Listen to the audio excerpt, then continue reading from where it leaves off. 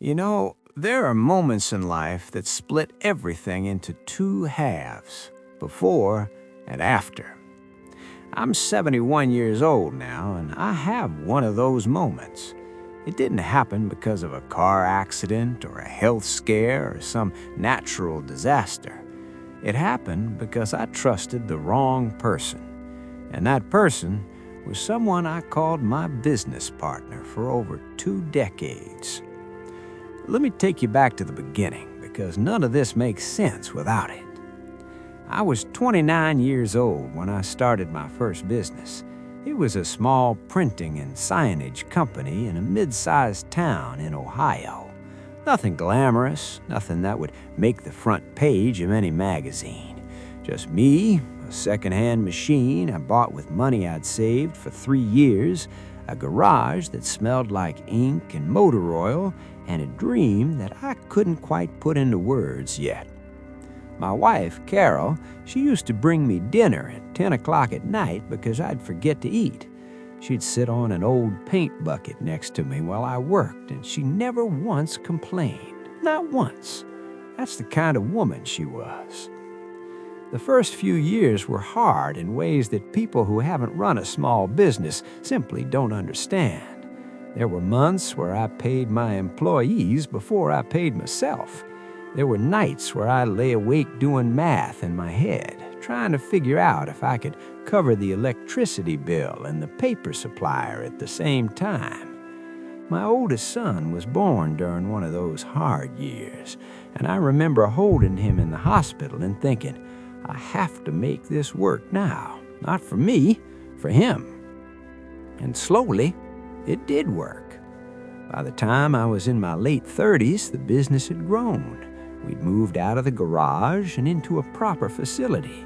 We had 12 employees. We were doing signage for local businesses, banners for events, printing for schools and churches and government offices. It wasn't a giant corporation, but it was mine. Every inch of it, every piece of equipment had a story. I remember the exact day we bought our first large format printer. I remember shaking the salesman's hand and thinking, we've arrived. We've actually arrived. And then, when I was around 47, I met Gerald. Gerald came to me as a client at first. He was sharp, well-dressed, and he talked in a way that made you feel like he already knew where everything was headed before it happened. He had a background in sales and marketing, and he made a compelling argument. He said to me, "You've built something real here, but you're leaving money on the table because you don't have someone focused entirely on growing the client side." And he wasn't wrong. I was good at operations, I was good at quality control and managing the floor, but walking into rooms and selling myself, that never came naturally to me. So after about a year of knowing him, I brought Gerald in as a partner. 49% to him, 51% to me. I made sure I kept the majority. A lawyer friend of mine said I should get a more detailed partnership agreement, something with more teeth. But Gerald and I had shaken hands. We'd had dinner together with our families. His kids had played with my grandkids. I thought I knew who he was. And for years, it was actually good. Gerald brought in contracts that I never would have found on my own. We expanded into a second location, we hired more people, revenue doubled, then tripled from what it was when I ran it alone. I was proud. I was genuinely proud of what we built together. By the time I was in my early 60s, the business was worth something significant. Appraisers put it somewhere between $2 and $3 million in total value. For a kid who started in a garage with a second-hand machine, that felt like a miracle. But here's where the story changes. And this part is hard to talk about, even now. Around the time I turned 69, Carol got sick. Seriously sick. She was diagnosed with a progressive heart condition, and within a few months, she needed full-time care. I started stepping back from the business. Not disappearing, but pulling back. I was her husband first. I'd always been her husband first. I started coming in 3 days a week instead of 5. Gerald assured me everything was fine. He said, "Take care of Carol. I've got this." And I believed him, because for 20 years I had trusted that man with my life's work. What I didn't know was that Gerald had been quietly making moves during those months when my attention was elsewhere. He'd had conversations with our accountant that I wasn't part of. He'd renegotiated terms with certain suppliers under the business name in ways that shifted leverage towards himself. He'd started building relationships with key clients and positioning himself as the primary contact, removing my name from communications. He also consulted with an attorney on his own, privately, about our partnership agreement, and he found something, a clause, a technicality, something my own lawyer had missed years earlier, or perhaps hadn't weighted as seriously as he should have. I won't bore you with the legal language because, honestly, even when it was explained to me, I had to have it repeated 3 times before I believed what I was hearing. The short version is this. Gerald used that clause, combined with a series of financial decisions he'd made during my absence, to initiate a legal process that effectively pushed me out of operational control of the business. It took 6 months, from the moment it started to the moment a judge signed off on a settlement.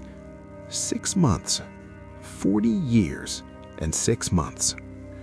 I remember the day it became final.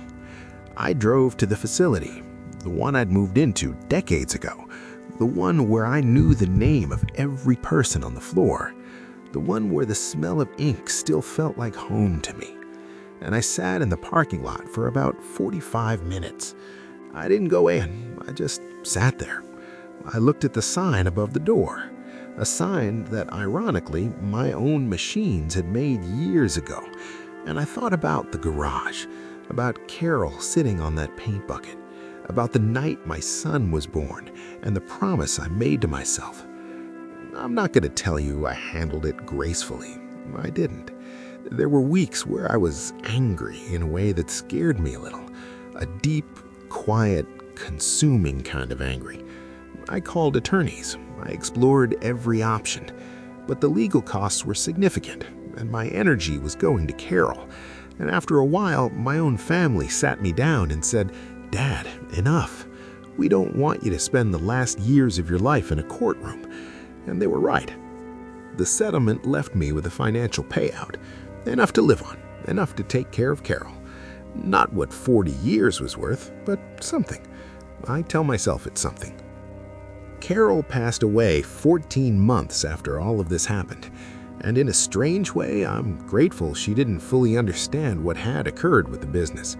She knew things were difficult, she knew I was stressed, but she never knew the full scope of what Gerald had done.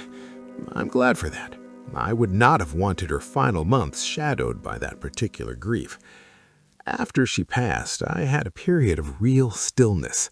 I won't call it depression exactly, though maybe it brushed against that.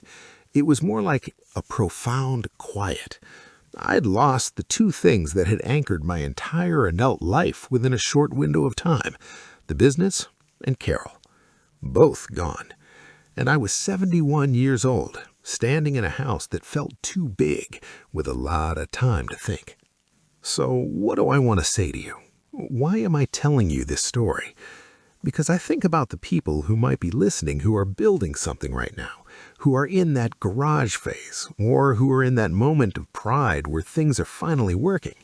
And I want to say to you, gently but clearly, the legal documents matter. The formal structures matter. Handshakes matter emotionally, but they do not protect you. Get the agreement written properly. Have more than one attorney look at it. Have a succession plan. Have a contingency plan for what happens if you need to step back. Don't assume that shared meals and good years mean that your interests are permanently aligned with another person. That's not cynicism. That's just wisdom I paid for at a very high price. I also want to say something else, something that took me a long time to arrive at. What Gerald took from me was the business. He didn't take the 40 years. He didn't take the memory of Carol on the paint bucket. He didn't take the night I held my son in the hospital. He didn't take the faces of the people who worked for me and the quiet pride I felt watching them grow. He couldn't touch any of that. And when I remind myself of that, I breathe a little easier. I'm 71. I wake up in the morning and I have coffee and I sit by the window and I think about what I built, not what I lost, what I'd built. And I think about the fact that a boy from a modest family with no inheritance and no connections built something from nothing that employed dozens of people over the years and provided a good life for his family. Gerald can have the name on the door. He can never have what it cost me to put it there. That's the story, all of it. The real version, without the parts cleaned up to make me look better than I was, or to make the ending feel more resolved than it actually is. Life doesn't always give you resolution. Sometimes it just gives you enough clarity to keep going. And at 71, I'm still going.